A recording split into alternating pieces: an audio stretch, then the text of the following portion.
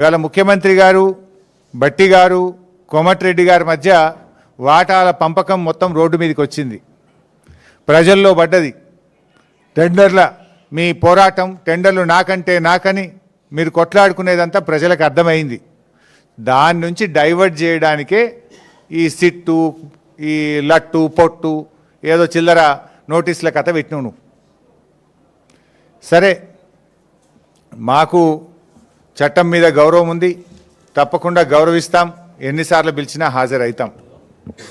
మాకు ఉద్యమాల నుంచి వచ్చిన కార్యకర్తలం మేము. కేసీఆర్ గారి నాయకత్వంలో రాటుదేలిన బీఆర్ఎస్ బిడ్డలం, తెలంగాణ ఉద్యమ కన్న బిడ్డలం. ఉద్యమాలు పోరాటాలు మాకు కొత్త కాదు, అక్రమ కేసులు అంతకంటే కొత్త కాదు, అరెస్టులు అనేటివి మాకు కొత్త కాదు. ఆనాడైనా కేసీఆర్ గారి నాయకత్వంలో వందలాది కేసులు పెట్టిన నిజాయితీగా తెలంగాణ ప్రజల పక్షాన కేసీఆర్ గారి నాయకత్వంలో పోరాడినాం. జైళ్ళల్లో పెట్టిన రెట్టించిన ఉత్సాహంతో తెలంగాణ కోసం పోరాడినాం. ఇలా మేము మీ కాంగ్రెస్ నాయకుల లెక్క సిట్ నోటీసులు రాగానే పారిపోయేటోళ్ళం కాదు. మీరు పిలిస్తే వచ్చినాం, బాజాప్తా వస్తాం. మీరు ఎన్ని ప్రశ్నలు అడిగినా సమాధానాలు చెప్తాం. ఈ అక్రమ కేసులు, ఎందుకంటే ఇవన్నీ ఇట్లాంటి అక్రమ కేసులు ఆనాడు సమైక్య రాష్ట్రంలో సమైక్యవాదులు మా మీద అనేక అక్రమ కేసులు పెట్టినారు. ఇన్ఫ్యాక్ట్ మీరిచ్చిన నోటీసులు మాకు దక్కిన గౌరవంగా భావిస్తాం. ఎందుకు ఈ మాట అంటున్నా అంటే, పొద్దుగాల నీ బామ్మర్ది భాగవతం బయట పెడితే సాయంత్రం నోటీస్ ఇచ్చినావు. ఇది రాష్ట్ర ప్రజలందరికీ అర్థమైపోయింది కదా. అంటే నువ్వు నీ భాగవతాన్ని బయటపడకుండా, ప్రజల్లో పడకుండా అటెన్షన్ డైవర్షన్ కోసం నువ్వు నోటీస్ ఇచ్చినావు. ఈ మాత్రం రాష్ట్ర ప్రజలకు అర్థం కాదా?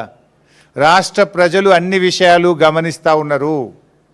ఇన్ఫ్యాక్ట్ నువ్వు ఒక ప్రైవేట్ కంప్లైంట్లో కోట్ల రూపాయల డబ్బు ఖర్చు పెట్టి సుప్రీంకోర్టు న్యాయవాదులను పెట్టి నన్ను అక్రమ కేసులో ఇరికించాలని ప్రయత్నం చేసినావు. హైకోర్టు కొట్టేసింది. నువ్వు సుప్రీంకోర్టుకు కూడా పోయినావు, సుప్రీంకోర్టు కూడా కొట్టేసింది. న్యాయం గెలిచింది, ధర్మం నిలిచింది. అయినా నువ్వు మళ్ళా ఇంకో కేసులు ఇరికిద్దాము అని మళ్ళొక సిట్టు పెట్టినావు. ఇప్పటికీ నువ్వు 6 గ్యారంటీలు ఎగబెట్టినావు. నువ్వు యనుమల రేవంత్ రెడ్డి కాదు, ఎగవేతల రేవంత్ రెడ్డి అంటే మానకొండూరు పోలీస్ స్టేషన్లో కేసు పెట్టినావు. రైతు రుణమాఫీ చేయలేదు, దేవుని మీద ప్రమాణం చేసి రైతుల్ని దేవుణ్ణి మోసం చేసినావు రేవంత్ రెడ్డి అంటే యాదగిరిగుట్టల కేసు పెట్టినావు. వరద బాధితుల్ని పరామర్శించడానికి పోతే ఖమ్మంలో రాళ్ల దాడి చేపించి ఖమ్మంలో కేసు పెట్టినావు. ఎవరో ట్వీట్ చేసిందని చెప్పి నా మీద హైదరాబాద్లో పోలీస్ స్టేషన్లో కేసు పెట్టించినావు. ఘోష్ కమిషన్ వేసి కమిషన్ పేరిట డైవర్షన్ రాజకీయాలు చేస్తే అసెంబ్లీ సాక్షిగా ఆ కమిషన్లో ఉన్న విషయాలను కుండబద్దలు కొట్టినట్టు 6 మంది మంత్రులు మీరు మాట్లాడినా, ఎంత డైవర్షన్ చేసినా ఆ కమిషన్ అంతా డొల్లా అని ఆధారాలతో సహా అసెంబ్లీ సాక్షిగా వివరించాం. నిన్న నీ బామ్మర్ది బొగ్గు కుంభకోణం బయట పెట్టంగానే సాయంత్రం మళ్ళొక సిట్ నోటీస్ పంపినావు. ఇది రాష్ట్ర ప్రజలు గమనిస్తున్నారు.